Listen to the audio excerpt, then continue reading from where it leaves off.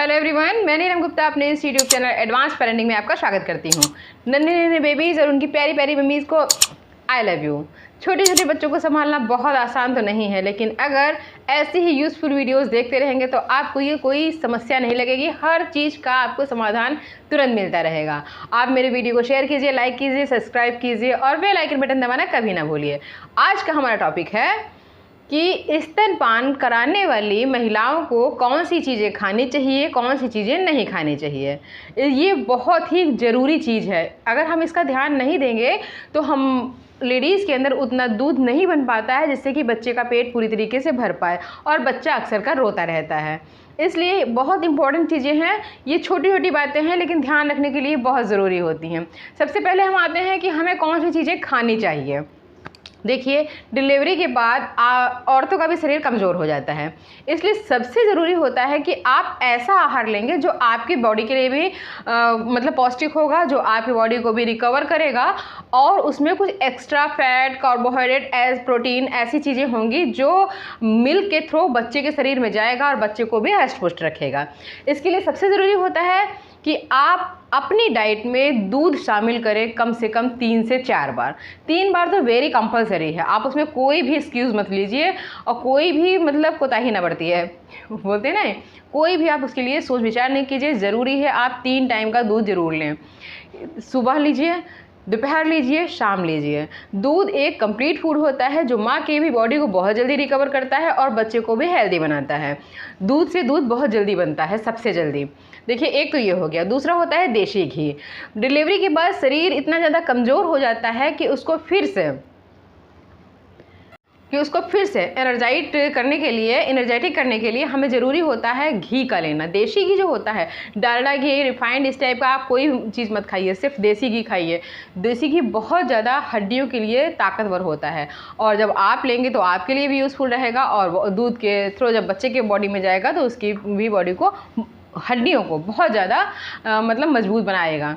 दूसरा होता है कि दाल, मूंग की दाल और तुअर की दाल, ये 2 दालें होती हैं। जब मेरा बेबी छोटा था तो सुबह शाम डाइट में 1 कटोरे में दाल, उसके ऊपर देसी घी 2 चम्मच, वेरी कंपलसरी था, बिल्कुल ज़रूरी था। इतना था कि कभी कभी मन ऊब जाता था, नहीं इच्छा होती थी, लेकिन मैंने रेगुलर ये डाइट में अपने शामिल रखा, जिसके कारण मुझे दूध बढ़ाने वाले कोई भी दवाई का यूज़ कभी नहीं करना पड़ा।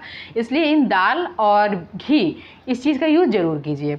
उसके बाद हमारा आता है कि आपको सब्जियां खानी हैं, लेकिन कोई भी हार्ड मसाला नहीं पड़ा होना चाहिए, क्योंकि जो आप दूध बच्चे को पिलाएंगे उसमें थोड़ा थोड़ा हर चीज़ का अंश जाता रहता है, और बच्चे की बॉडी अभी इतनी ज़्यादा, या उसका मतलब डाइजेस्टिव सिस्टम इतना स्ट्रांग नहीं है कि वो इस चीज़ को हजम कर सके, तो उसे गैस्ट्रिक प्रॉब्लम या कॉलिक हो सकता है।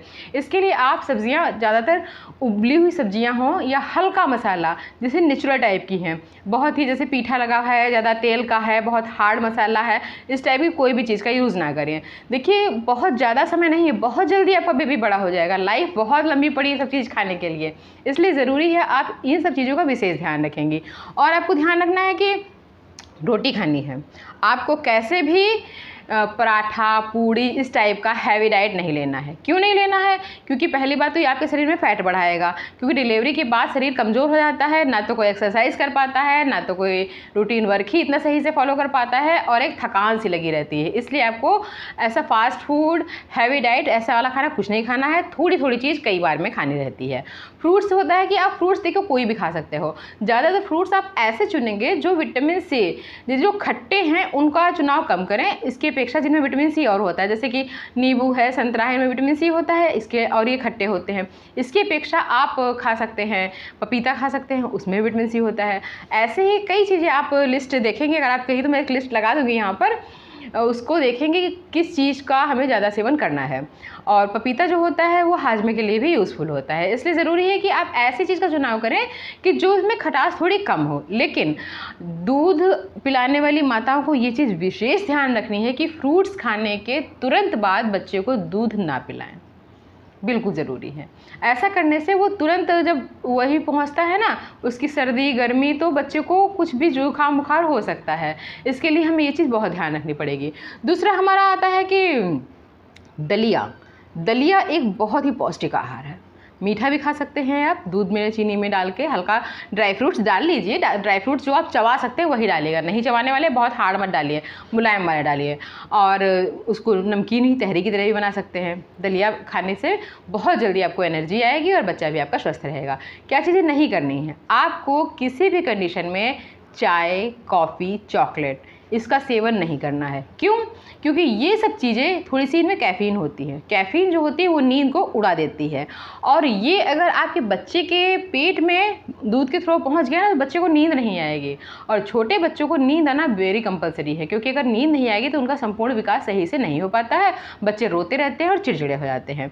और क्या है कि ज़्यादा पत्तेदार सब्जियाँ आपको नहीं खानी हैं, क्योंकि पत्तेदार जो सब्जियाँ जैसे बंद गोभी है, पालक है, ये सब चीज़ें गैस बनाती हैं। मूली का साग है, इस टाइप की चीज़ें मत खाइए, क्योंकि ये गैस बनाएंगी और गैस्ट्रिक ट्रबल होगा, जो कि बच्चे को भी कॉलिक की प्रॉब्लम बनी रहेगी। उसके बाद हमारा आता है कि आपका फास्ट फूड खाने का मन है तो कोई भी समय बहुत छोटा थोड़ा सा तिनका लीजिए, उतने में अपना काम चलाइए, बहुत जल्दी बच्चा बड़ा हो जाएगा, फिर आप कुछ भी खा सकते हो। लास्ट में कंक्लूजन ये आता है कि देखिए क्या नहीं खाना क्या खाना, ये तो मैंने आपको बताया, लेकिन बच्चों को दूध पिलाना बहुत ज़रूरी होता है। स्तनपान जरूरी है अपने खुद के लिए भी, क्योंकि जो आपकी बॉडी में एक्स्ट्रा फैट होता है वो दूध के थ्रू बच्चे के में चला जाता है और बच्चा का शरीर स्वस्थ हो जाता है और आपका जो फिगर है वो अपने आप सही आ जाता है। बहुत से लोग बोलते हैं कि स्तनपान कराने के बाद ब्रेस्ट का साइज़ ख़राब हो जाता है, तो ऐसा कुछ नहीं है। बस ये है कि आपको ये ध्यान रखना है कि उस समय आपको किस टाइप की ब्रा पहननी है, उसको हैंग करने के लिए कैसी ब्रा यूज़ करनी है जो आपके सुंदरता को भी बनाए रखेगी और बच्चे को भी भूखा नहीं रखती है। ऐसे ही अच्छे वीडियो अच्छे टॉपिक के साथ हम आपसे फिर मिलते हैं। आप मेरे वीडियो को देखिए, सब्सक्राइब कीजिए, चैनल को लाइक कीजिए, सब्सक्राइब कीजिए, बेल आइकन बटन को दबाइए, और अगर कोई भी आपके मन में क्वेश्चन है तो आप मुझे कमेंट बॉक्स में लिख के पूछ सकते हैं। मिलते हैं नेक्स्ट वीडियो में। Bye bye, take care.